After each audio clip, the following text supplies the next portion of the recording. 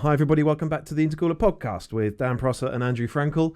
This is episode 231.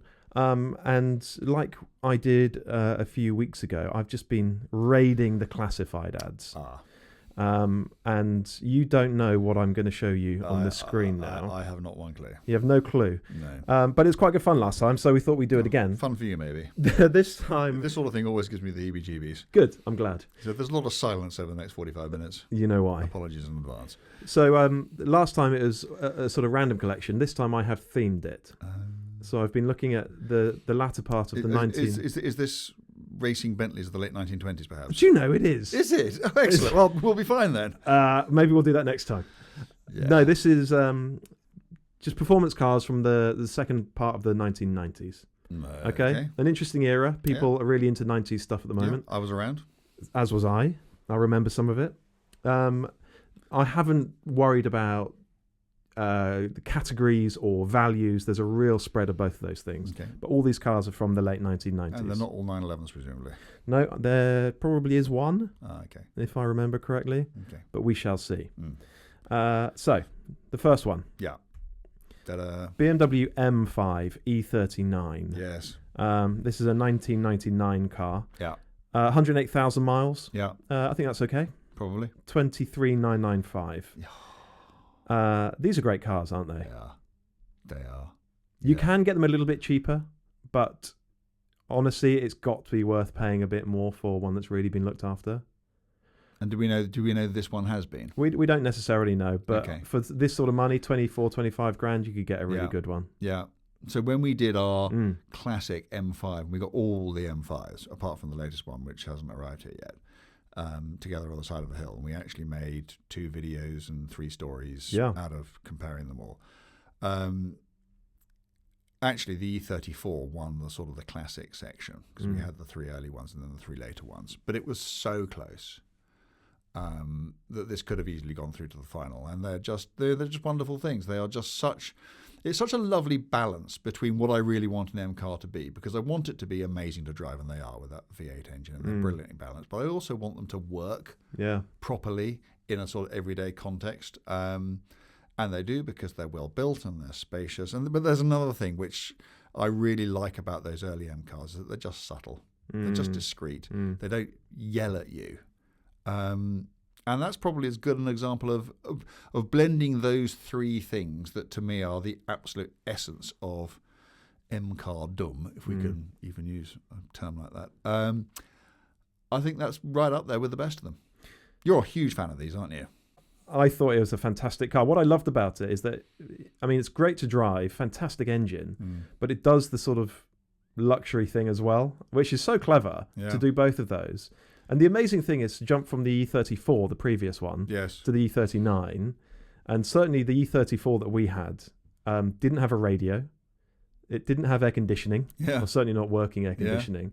And then you jump into the 39. It's got everything on it. Leather-lined interior, double glazing, phone, everything. Bum warmers. The whole lot.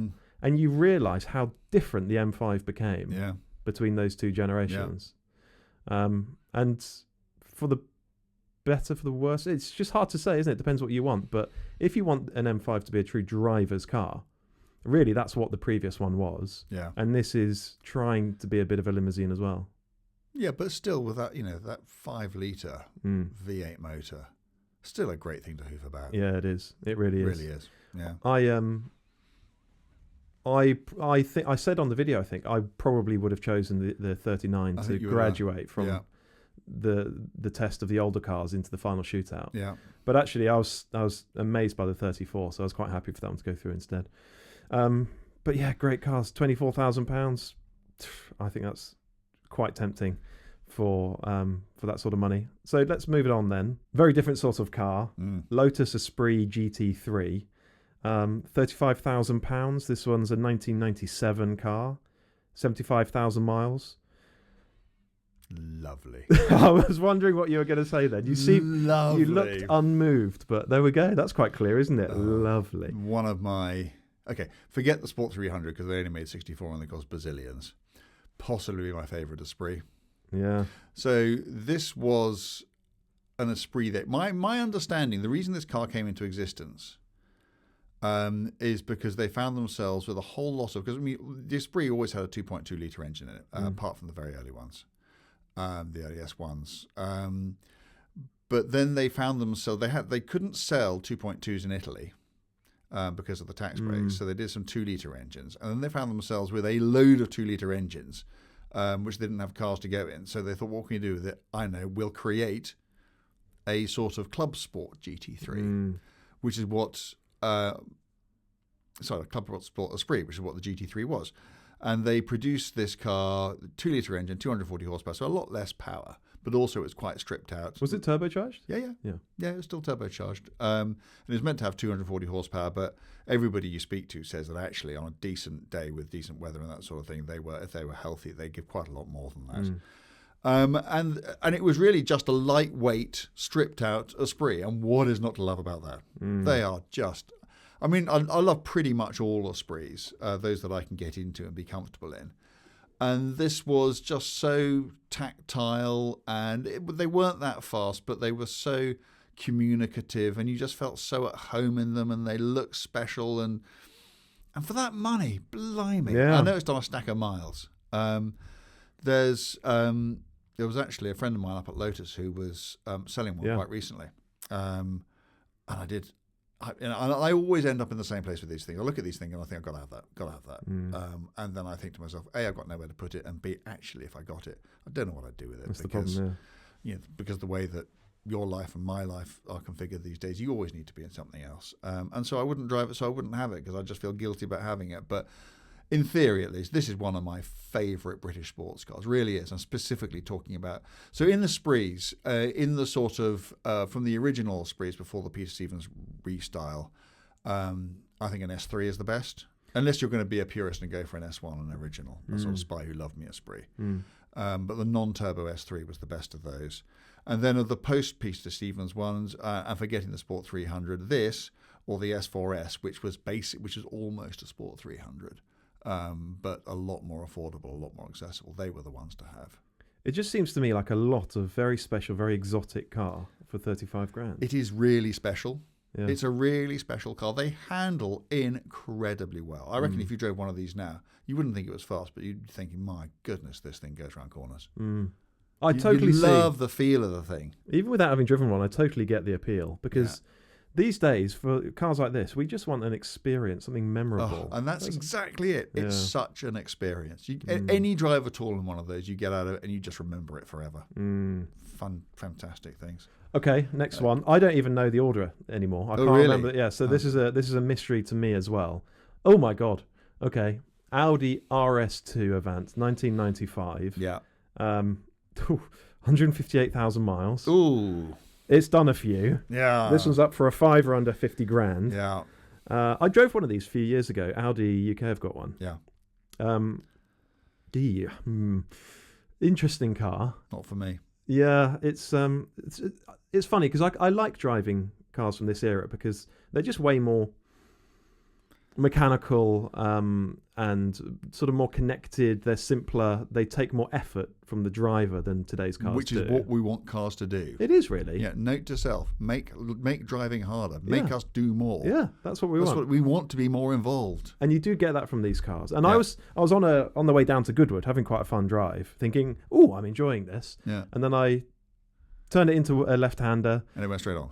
Well, it didn't actually, but it just wallowed and bounced, and it tried to bounce me into the other lane. I had a bit of a scary moment in it without really doing anything silly. Yeah. And that's when I realised, oh, okay, so that's the difference between a very, very capable modern car that just feels glued and a slightly older one that isn't. But also, I think this was the car that really started the sort of Audi RS reputation for understeering. It was they were a great car in a straight line. Beautifully built by Porsche. And you can tell when you get into them. Yeah. But amazing. 315 horsepower. Yeah. 5-cylinder. That really, really characterful engine. But they just don't go around corners. You can see the little Porsche touches looking at them now. I think the door mirrors are from a 911 or something. Oh, okay. or maybe some other Porsche sports car. I didn't know that. Yeah. The wheels. Yeah. And I think the calipers. Yeah, because we should say Porsche did occasionally do these sorts of jobs. They built the 500e for Mercedes, didn't they? Yeah. So this was back in the mid sort of 90s where Porsche had capacity because the company was somewhat in the hors d'oeuvre at the time. And they were looking for other stuff that they could do. And this was one of them. I love the look of the car. I love the powertrain. I love the build quality. I love the interior. I love everything about it in theory. In reality, I found them really disappointing to drive. Yeah. Just because, they're so fast in a straight line and they made this wonderful noise and you get all terribly excited and then you get to a corner and you just think, no steering feel, no balance, no poise, no nothing. Not for me. Sorry. Also at 50 grand. 50 grand. For what? How many miles had it done? 158,000. Yeah, not for me. It's too much, isn't it? Okay, let's move it on then. Ooh, what have we got? Don't know. Oh my goodness me. There we go. BMW Z3M Coupe. Ooh. See, that to me. That's exciting. It's Boston Green, apparently, that one. That's nuts. A 1999 car. So this is they call it the clown shoe. They call it the bread van. This one's done 103,000 miles. Yeah. It's up for 26,995. Yeah, I want a bit of that. Good. From that angle, in that colour, doesn't it look cool? I think they look cool from any angle and any colour. At the time, people just... some people sort of say, they just look ridiculous. They're just really stupid-looking cars. They won't last their age really quickly. But, fair disclosure, they weren't very good. Oh, it's such a shame. No, it's not actually, because actually, the incompetence is part of the charm. Yeah. I love those things. I didn't mind that they weren't very good. They're sort of cars that, I don't know, some cars are just sort of entertainingly shit, and that was one of them. And you could just skid it about, and it was very much a sort of meat and two veg, back to basics, but what's wrong with that? It is great. They're just... Yeah, I've got if you're watching this on YouTube, I've got a sort of slightly silly smile on my face because I look at that and I smile. I have such fond memories of those things when they were new, even though, as I said, they couldn't, compared to, what year is it? So 1999. So this is actually after sort of Porsche 968 era, isn't it? So yeah, but great, lovely thing. And it's such a shame that there's no car configured like that available right now. It's a shooting brake or whatever you want to call it. 2-door, really quite a low-slung small coupe, but with a full-length roof. Not much room in it. 5-speed box, lovely straight six motor. It must have a big boot. Not that I remember. Really? Not especially. Wow. Yeah.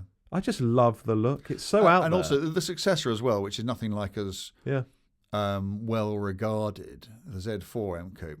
Love that too. Yeah. That's quite a cool thing, isn't it? And it's the only Z4 I've ever really liked. Yeah. So these what's basically the issue with them? They don't steer, or they're sloppy. Yeah, they're just a bit crap. You're constantly having to manage them. They're not like a sort of Porsche, which is so fast and fluent and able and does what you want it to.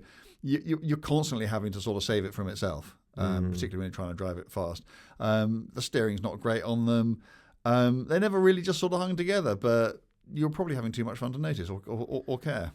What we're not doing, and what we never do on this podcast, is hand out financial advice or, clues as to which cars we think are going to rocket in value, where you should put your money. Yeah. But if we were to do that, which we're not, you'd look at a certain era. You'd look at unusual cars. Yeah. You'd look at distinctive cars. You'd look for probably manual NA cars. Yeah. Rear drive. Yeah. What I would say, just general, I'm not talking about this particular car, but anybody going down that road, identify the car and then buy the most expensive one you can find. Yeah. By which I mean buy the one in the best condition that you can find, because not only will it cost you less in terms of running it in the long run, it's also the one that is likely to appreciate most. So don't think, oh yes, I really want a such and such, but I can only afford a really crappy one or one that's done a stack of miles, and buy that thinking it's somehow going to look after you and appreciate. It won't. It'll just bleed you dry. Yeah. Buy the best version of the best car you can afford. Well, and also this whole buying cars to make money thing is such a fool's errand, isn't it? Because the moment you're worried about the value of it, you're going to stop enjoying it. Exactly. And also, if you buy a car to make money, not because you love it and it doesn't make money, you've got a car which isn't making money and you don't love it anyway. If you buy a car which you do love and it doesn't make any money, it doesn't matter, because you got a car you love. You didn't want to sell it anyway. Buy a car because you love that car, not for any other reason. It's the only reason to do it. Yeah. What's next? There we go. There we go. There had to be one. Porsche 911. This is a 993. Yeah, what year? 1995. Pre or post Vario-Ram? Oh, goodness me. I don't know. Okay, how much power has it got? Well, that's wrong. It says 200. Well, it's not. So it'll be 272 or 285. Okay. So what do we need to know there? Which do we want? I think an earlier one. Really? Yeah, less complicated, more reliable. Yeah. Yeah. I think someone's going to tell me I'm wrong. I would say that's possibly more likely to be a pre-Vario-Ram. Mm-hmm. I think they came in around that time. Yeah. It was just variable valve timing on, I think, or no, maybe it was variable split intake manifold, whatever it was. Any 993 coupe. So is that a manual rear driver? Yeah. Oh. Yeah. As far as I know. That looks quite cheap to me. Well, this is it. With 993s have gone ballistic, and you can spend a heck of a lot more than that on not even a very special 993. Yeah. So this is why I pulled this one out, because it is a manual. It is a coupe. There are loads of Targas. There are loads of tips out there. Yeah. Don't go that way. No. But a 993 coupe, I think they look super cool, particularly that rear 3/4 angle with that red light strip across the back.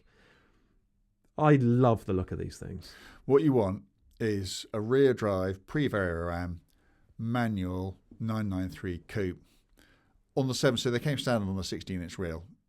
You very rarely see them because they look a bit silly. I'm not a big fat wheel fan, but the 17 option makes them look absolutely perfect. Look better, yeah. Air conditioning is quite rare on these things. It's great if they've got them, but don't not buy one because it doesn't. Beautiful things. Love them. I reckon if you drove one now, you'd be really impressed by how good it was. I was just thinking back. I think I've only tried one 996 and it was a Targa tip. 996 or 993? Sorry, 993. It's a 993 and it was a Targa tip, which is clearly not what you're looking for. That's not a great... This, if you remember, this came from an era when Porsche were building cars in a completely uneconomic way. Completely uneconomic way. And actually, by the time this podcast goes out, there will be a wonderful article on our website and app written by Mel Nichols explaining exactly how Porsche got itself into a position where they're actually losing money building cars, losing money on every car they built because they were just building them far too well. But also their entire, process was completely out of whack, and how they got the Japanese consultants in, and how the Japanese essentially saved Porsche. But what it does mean is that these cars, these 993s, they're built like bank vaults. And if they've been looked after, they will take a load of miles. They're not that cheap to maintain because all the bits are very expensive, because they were all very expensive when they were new. But a good 993 on a decent road, you'll drive that car and one thought will come to you. You'll just be thinking, I cannot believe this is 30 years old. Really? Yeah. And also, it's the last of the air-cooled Porsches. Yeah. That's really significant, isn't it? I think things like the screen, maybe certainly the screen angle, if you look at the 1963 901 show car, they'll be the same. It is the ultimate development of the ultimate sports car legend before they changed the rule book completely and built a completely other car, utterly unrelated to anything that had come before. And I think that's another reason why, as we said many times before, 993s are much more expensive than the 990s, despite being older, are much more expensive than the 996s that succeeded, and probably more expensive than 997s too. Yeah, oh yeah, absolutely. But, there's a reason for that, and that is because they are great cars, because they're based on the original, and they're built like brick shithouses. So, the next one, is that built like a brick outhouse? This is a 1997 Aston Martin Vantage V550. V550. 97 car. Close to £160,000. Yeah. That looks like a brute, doesn't it? Yeah. Do you love the look of these things, or is it pastiche for you? No, I love them. Yeah. I love them. That is a cool looking car. If you saw that in your mirror, you'd leap out of the way. Yeah. What I find so sort of inspiring about these cars, I guess, is I know just how shit the underpinnings were. Yeah. Just what Aston Martin. So that car is basically, it's not quite the ultimate development of the Virage, because that was the V600 Le Mans, but it's close to it. And when was it? 88, 89, Aston Martin produced this thing called the Virage on Tuppence Halfpenny. And it was a terrible car. The Virage Volante, one of the worst cars I've ever driven. But Aston Martin were kind of stuck with it. So this is 1997. So, this is from a period where Ford now owned Aston Martin. The DB7 was a thing. This was one of the very last Aston Martins that was built and designed and developed in Newport Pagnell. And actually, given where it started from, which was the pretty terrible Virage, they turned it into in a certain way, a very desirable thing. Because what they did is they took all that Aston Martin, all the Virage was good at, which was just being a sort of quite good-looking, old-school, quaint, English gentleman's carriage, and gave it 550 horsepower with the twin Eaton superchargers. And yet they went like absolute rocket ships. I mean, they weren't good at all. There was nothing that was objectively good about them, apart from the noise, I guess. And they were very, very fast. But when you're talking about cars like that built in such tiny quantities, no one's going to buy one of those, expecting it to, be their daily driver or drive like a 911 Turbo or people are going to buy those and know that they're quaint and know that they will have flaws from bumper to bumper, but they like the look, they like the sound, they like the idea, and they sort of identify with it. And and if that's what you want, there's nothing about the way that car looks which isn't delivered in full by the car underneath. Yeah. Wow. Interesting. Yeah. Just never ever mistake it for being a good car. Yeah. It's an experience, isn't it? And if you want an experience, by all means. Oh, gosh. Well, Jaguar XKR convertible. Yeah. A 1999 car. Yeah. So this one's up for $12,995. Yeah. I didn't necessarily want to choose a convertible, but I couldn't find a good coupe at sort of sensible money. Don't want a convertible. No, just rattly, wobbly. Yeah, quite. But the coupes were really, really nice. And so if we can just very quickly trot into the history of these things, Jaguar produced a car called the XJ41, which was meant to be the replacement for the XJS, but it got too big and it got too heavy and it got canned. TWR went to Jaguar and said, no, you don't want to do that. What you want to do is just reskin the XJS, turn it into a modern car. Jaguar said, no, don't want to do that. TWR took that car to Aston Martin, created the DB7. DB7 turned out to be a runaway success. Jaguar thought, maybe something in that after all, created the XK8, which is what this is, which was a reskinned XJS, but with this new V8 engine underneath it, both in naturally aspirated and then supercharged form. Yeah, they were really good. They were proper Jaguars. They were beautiful, not DB7 beautiful, but still really, really nicely styled. They went hard. They were comfortable. They were quite well appointed. I can remember Autocar had a long-term out. I took it on holiday, took it to the south of France, went all over the place in it, and really, really liked the car. I thought it was a really good example of what a Jaguar should be, and and we got quite excited about it. I mean, it wasn't dynamically, the be-all and end-all of anything at all, but it didn't need to be. It just needed to be a good sort of expression of what a modern Jaguar should be. And it did all of that. So why not convertible? Is it just wobbly, flexible? Yeah, is it wobbly, flexible, just heavier? But also, I'm trying to think of a single car that I'd rather have as a convertible. I don't think there is one. And certainly nothing that is going to be as structurally compromised as something like that. It's just not for me. No. Okay. All right. I think you're going to say the same about this one. Fiat Coupe 20 valve. This is a turbo. It is a turbo. It's a 1999 car, 84,000 miles. Yeah. It's up for $5,500. This one. Yeah. That's a curious looking car, isn't it? Yeah. It's a Bangle car, isn't it? Chris Bangle. Except it's got a Pininfarina badge on the side. Yes. Now, why is that? Are you going to tell me? I am. Go on. It's a complete con. Is it? What, it wasn't Pininfarina at all? Or the other way around? It was designed in-house, I believe. They managed to get away with putting a Pininfarina badge on it because Pininfarina built it. Okay. Oh. Yeah. They had nothing to do with the way that it looked at all. So I think it was a complete swizz. That said, I always like the way they looked. I think it looks particularly one of the very few cars which looks really good in yellow. It does, yeah. And every time I see one now, again, I find this sort of slightly silly smile spreading across my face. Yeah, well, that's it, isn't it? Again, they were never very good. So Alfa Romeo, if you remember, had the GTV out at the same time, which was based on the same platform, but which had much more sophisticated rear suspension and was a much better car. But these things, I mean, they went, if it's a 20-valve turbo, they went like smoke. I mean, ridiculously fast for the era. I wonder if it would feel fast now. Probably not. Torque steer? Oh, yeah, brilliant. Yeah, all over the place. They're front-wheel drive, aren't they? Actually, they weren't that bad. They weren't sort of like Alpha 164 terrible. But there was torque steer, great sounding engine, didn't handle particularly well, but great to look at.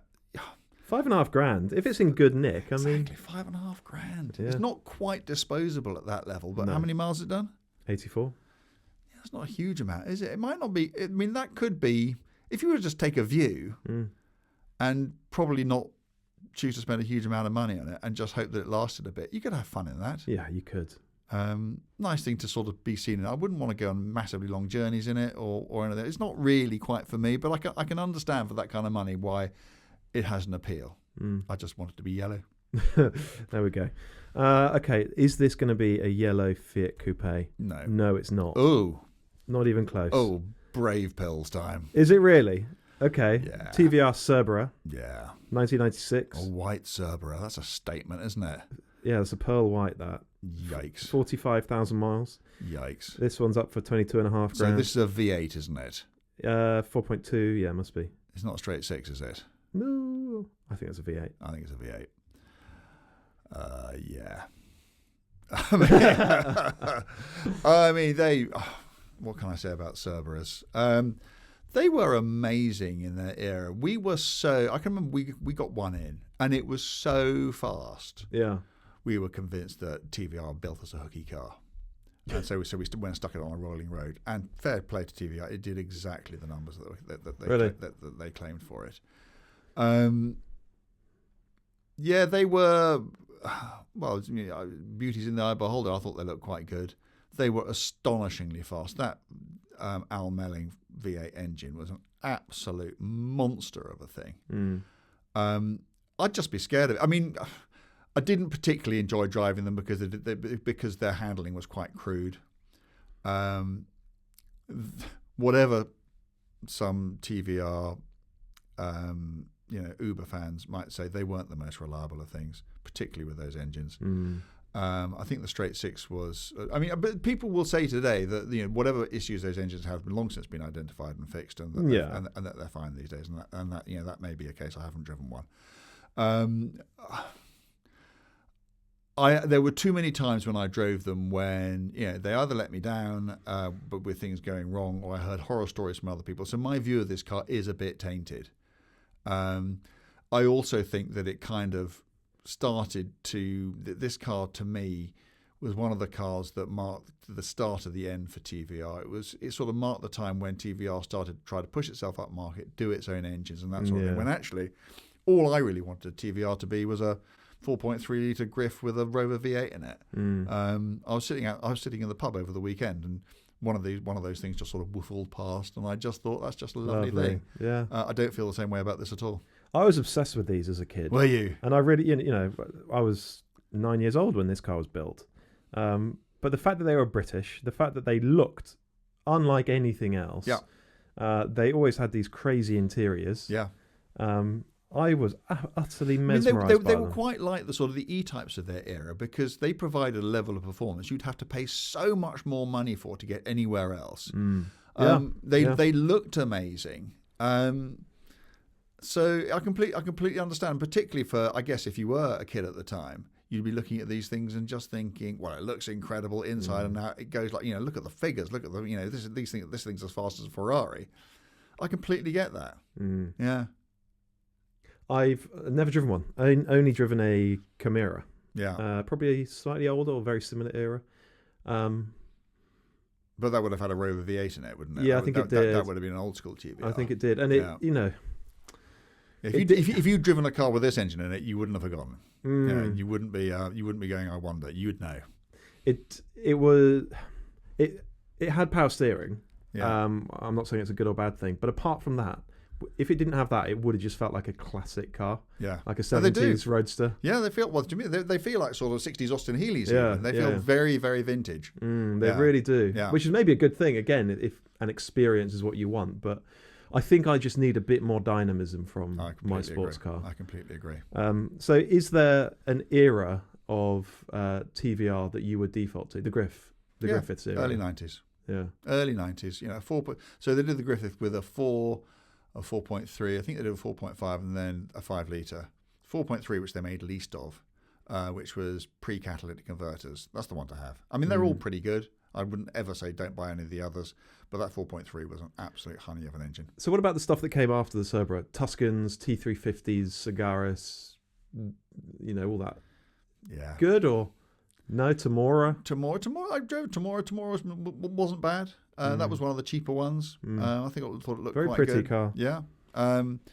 But to me, they were just trying too hard, and I was just, as an ownership prospect, I would have just been terrified of them. You see them actually. I saw a bunch of them which had driven down to Le Mans, and they appear all to have made it.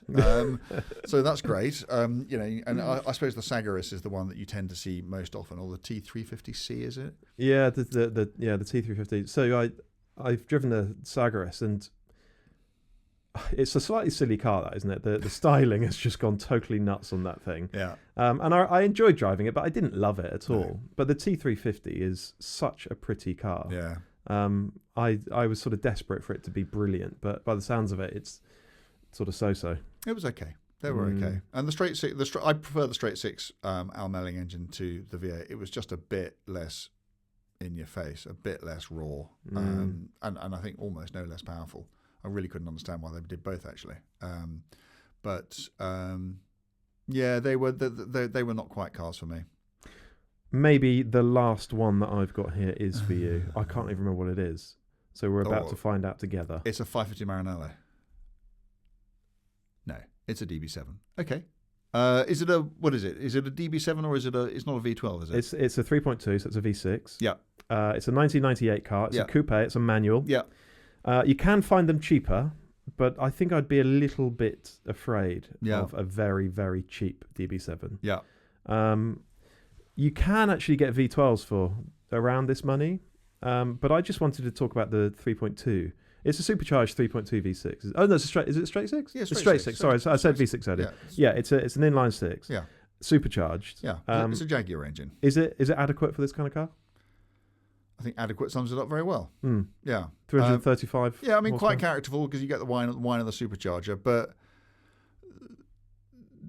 I would have a different view of this car if I didn't know that there was when was this? 1998. Yeah. So it's quite a late 3.2. I mean, the moment they put the V12 in that car. Yeah, that's the thing, isn't it? And the thing you have to remember about the V12 DB7, well, two things. Was the V12 the installation was all done by Aston Martin, whereas obviously the DB7 itself, the 3.2, was all done by TWR, because Aston Martin had for years all its in-house engineering resource had disappeared because they had no money. Then Ford came in, there was money, they started recruiting engineers, and this was the first in-house engineering project Aston Martin had done in years, and so they took the opportunity to go through the entire car, and so it's not just that it has a V12 in it, which has 450 horsepower rather than whatever this got, 335. Or three, what did it have? No, 420, I think it had. Yeah, I think that sounds right. Yeah, in the DB7. It was just a better car all around. It was just a better car. So if I was going to buy a DB7, I would just instantly default to a V12. Would you avoid autos, or are they... I completely avoid. I mean, I'd avoid autos and almost anything really. If there's a manual option, certainly something like this. I don't think I've driven an automatic DB7. I would have no particular desire to drive an automatic DB7. But all autos of that sort of era. I mean, I can remember driving. It's not that far away in terms of era. An automatic 928. Talk about how to kill a car. Yeah, it's a shame, isn't it? Oh, dear. Yeah. Yeah. I mean, just completely killed it. All the joy just gone out of a wonderful powertrain. I suspect that the same would happen with this. But this is manual. The one to have is the GT. Yeah. But it's rare and it's big money. But I actually think that a late DB7 V12 DB7 or even an early DB9, given the money you can get them for, and given that the bits aren't that complicated, don't take my advice on this. I did drive an early DB9 not long ago, and they're not a lot more money than this now. Yeah. And did think that that's actually quite a compelling thing if you can get your head past the shonky. Well, the interior of DB9 is beautiful. It just doesn't work very well. But yeah, no, I'd have either of those. I'd have a late V12 DB7 or an early DB9 over this, I'm afraid. So again, I was obsessed with these as a boy because I just thought they looked so cool. I remember, they did. Yeah, I remember. I must have been 8, 9 years old, 10 years old maybe, and being with my family at the pub and seeing one parked up. It was a Volante with the roof off, and I was just stunned by it. Yeah. And I hung around waiting for the owner so I could sit in it. Yeah. And it left a real impression. And my uncle had a model of one as well. And when we went over, I would just get the model down and have a look at it. Yeah. So the DB7 is a significant car for me. And we had an XK up earlier. Yeah. And you said that they weren't that dynamic, but as a sort of GT thing, quite nice. Is this a bit more dynamic or not? Yeah, they stiffened it up. They made it a bit more Aston Martin. Yeah, definitely a more engaging car to drive than an XK8. It's a really interesting car in the sort of modern context. On the last podcast, we were talking about the future of Jaguar and the fact that they've sort of drawn this line and they've got this defining moment coming up where we're all waiting to see what the future of Jaguar looks like. That was what the DB7 was like in 1993. I can remember seeing it. First time I saw it was on a plinth outside Goodwood House at the first ever Festival of Speed. And I saw it and I thought, Aston Martin is saved. I looked at it, I can just think that car is almost unimprovable. I know that Ian Callum, who designed it, would say there are all sorts of things that he'd have done differently now. But that's what Jaguar needs to do now. They need to have their DB7 moment. They need to have a car where you look at it and just go, wow, Jaguar saved. Yeah. And they talk about how design is going to be a huge pillar of the next generation of Jaguars. Yeah, because the engineering is just going to be... it's off the shelf almost, isn't it? Yeah. Certainly powertrain-wise. Exactly. There's no powertrain engineering of any great interest to be done. Yeah. So you're right. We're waiting for Jaguar to have its DB7 huge moment. I am here DB7 moment. Yeah. It's an interesting way to frame that one, isn't it? So late 1990s cars. Yeah. Just a summary thoughts then on that era. Would you sort of default to something a little bit later where you have a bit more performance, a bit more modernity, or is that late 90s era it for you? Well, we've talked about the era of what is loosely referred to as peak car before, and I think there's a lot of argument to say the late 1990s now obviously because the cars that you have chosen are all meant to be affordable. Yeah. Mostly affordable. Oh, apart from the Aston was the only sort of properly expensive one in there, wasn't it? So there aren't sort of any of the sort of the real icons in there. But no, I think that is an era where there was more than sufficient performance, and yet the cars hadn't got really heavy yet. They were still quite compact. If you can get nice ones which drive the way they were meant to drive, then I think there's a huge amount to be said for cars of those era. They weren't mechanically super duper complicated.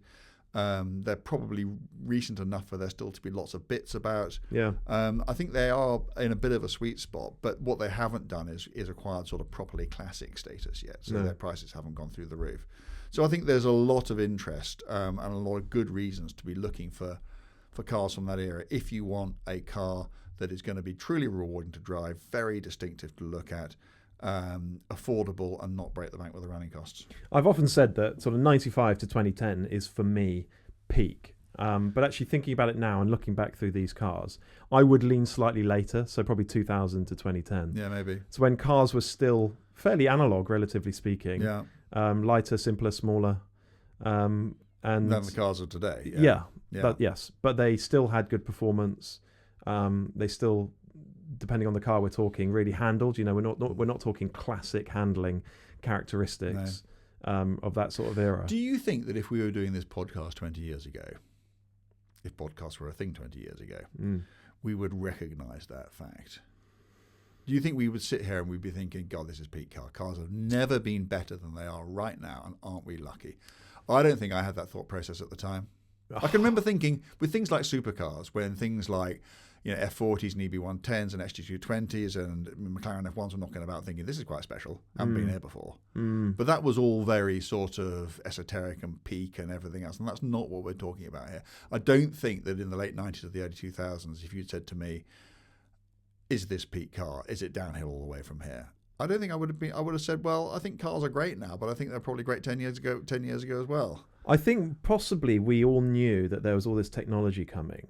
Adaptive damping, torque vectoring, drive modes, ceramic brakes, all this sort of stuff that we thought could really elevate cars to a new level. Even higher level, yeah. And in some ways, some of those things maybe have done. But actually, they haven't made cars more engaging on the road. No, they haven't. And they certainly haven't offset all the negative stuff, the size and the weight in particular, that have come with them. Yeah, interesting thought. Okay, well... And all that depressing now. Well, we'll do this again at some point. Maybe you'll have to choose the cars, choose an era, or choose a price point, or something. Yeah. And we'll rattle through a few classified ads again. So we'll wrap this one up here. To everyone listening or watching, thank you for doing so. Please remember to subscribe to our YouTube channel if that's how you're watching. If you're just listening, follow the show on whichever app you're using. It really helps us. And in return, we'll be back with another podcast next week. See you then.